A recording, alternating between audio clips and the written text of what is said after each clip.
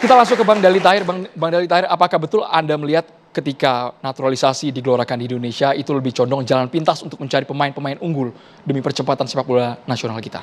Iya, saya rasa memang pembinaan sepak bola itu kan bisa berbagai-bagai cara. Ya, naturalisasi adalah suatu cara yang lebih cepat untuk mencapai sasaran. Oke. Ya, tetapi kita harus ingat, bukan itu pembinaan yang benar. Pembinaan yang benar adalah dari usia dini. Ya, kita harus lihat beberapa negara di lingkungan kita seperti Australia yang telah menggunakan pembinaan usia dini dari usia 12 tahun sehingga dalam waktu tidak sampai 10 tahun Australia itu ada langganan Piala Dunia berasal dari pembinaan mereka usia dini. Namun saya ikut bangga dan juga sangat senang melihat performa dari anak-anak kita di usia 23 karena berhasil mengalahkan yang kita bilang raksasa-raksasa sepak bola Asia. Luar biasa. Selamat buat itu. Jadi secara materi pemain Anda betul-betul mendukung kalau untuk konteks Piala Asia? Ya, dalam menghadapi sasaran jangka pendek seperti ini, kenapa tidak? Ya kan? Tetapi jangan dipakai sebagai suatu kebiasaan naturalisasi. Ya, walaupun FIFA membenarkan. Maksudnya kebiasaan seperti apa Pak Dali Tahir? Ya, Karena kami dengar dari Sintayong ini sepertinya roadmap program jangka panjang yang akan disiapkan untuk memperbanyak naturalisasi. Koreksi jika salah. Ya, apakah itu pola pembinaan yang benar? Kita kan juga nggak tahu karena pembinaan itu harus dari usia awal, dari usia grassroots, bukan tiba-tiba dipetik dari pohon gitu. Ya, jadi kita pernah memiliki seorang pelatih yang luar biasa tahun 50-an. Namanya Tony Pogacnik. Ya. Dia dari tahun 54 sampai 64 di Indonesia. Menghasilkan pemain kayak Ramang, Ramli, Yusuf Siregar, ya, yang hebat. Dan ujung-ujungnya Tony Pogacnik jadi warga negara Indonesia. Kebetulan saya satu sekolah sama anaknya. Ya. Jadi memang kita berharap. Jadi Sintayong jadi warga negara Indonesia nih? Nah, menurut saya jangankan jadi warga negara Indonesia, berbahasa Indonesia aja dia enggak gitu loh. Poganik bisa bahasa Indonesia? Hah? Poganik bisa bahasa Indonesia? Bahasa Indonesia. Orang anaknya sekolah sama saya di perguruan Cikini. Nah itu. Jadi ini yang perlu kita perbaiki. Bukan kalau orang asing berarti benar. Ya di Italia juga bukan begitu. Kalau orang asing kualitasnya selalu di atas daripada lokal gitu maksudnya. Saya di Italia 4 tahun, saya sahabat sama Marcello Lippi. Dia bagus. Pelatih-pelatih asing di Italia berbahasa Italia gitu loh. Ya. Jadi jangan khusus. Kan ada penerjemah. Izin lu senior, ada penerjemah.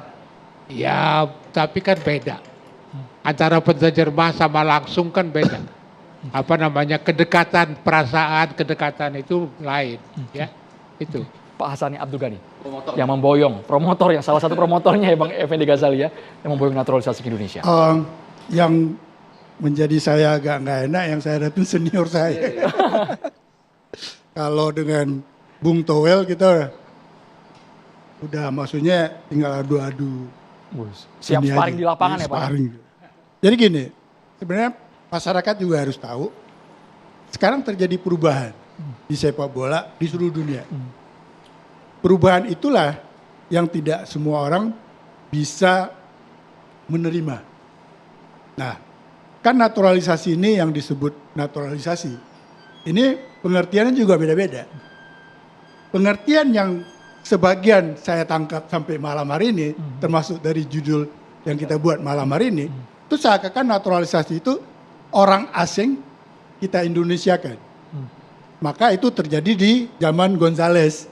Pemain yang bermain di liga kita, warga negara asing, karena kita lihat bagus, di Indonesiakan. Secara undang-undang dia boleh, kalau dia sudah 5 tahun berada di negara tersebut. Nah, naturalisasi yang kami pegang, yang kebetulan saya memulainya, itu kita tidak memilih pemain asing. Tapi anak-anak Indonesia yang telah berpergian ke luar negeri yang disebut diaspora, itu kita ajak pulang kembali. Ternyata tidak mudah, nggak ada yang mau saat itu. Maka saya waktu itu terbang ke Belanda meyakinkan mereka. Nah, lalu timbul katakan, oh itu dibayar segala macam. No, tidak ada bayaran. Karena setahu saya, setiap pemain yang diaspora yang kami panggil, itu dia bermain di Indonesia, itu karena love, cintanya. Okay. Contoh, Sandy Walsh.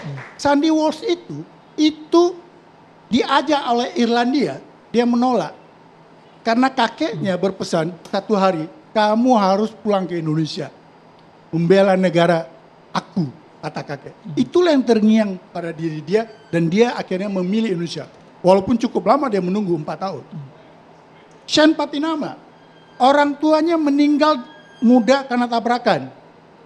Karena dia selalu dibawa nonton oleh orang tuanya, dia bilang satu hari kamu main untuk Indonesia apabila ada opportunity itu. Jordi Amat, ini orang yang pertama saya urus. Jordi Amat itu neneknya berpesan, kamu itu pangeran di Indonesia. Karena dia punya turunan kerajaan di Siau.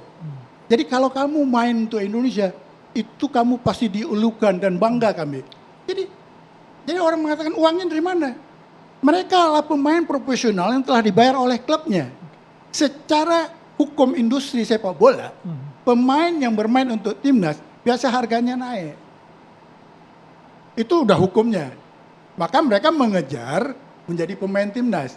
Nah, pemain timnas itu kan kita harapkan pemain seorang yang terbaik yang ada di sepak bola. Kualitas di atas rata-rata. Di atas rata-rata membela negaranya. Okay. Dan itu memenuhi syarat. Maka saya katakan tadi, kalau naturalisasi masih dipikir orang asing kita Indonesiakan, itu telah terjadi dulu Gonzales. Okay. Mungkin ada apa, Beto segala macam. Ini anak Indonesia yang ada di luar negeri, contoh kayak anak saya. Anak saya besar di New York. Masa dia nggak boleh pulang bela suatu hari? Kejam bener nih negara.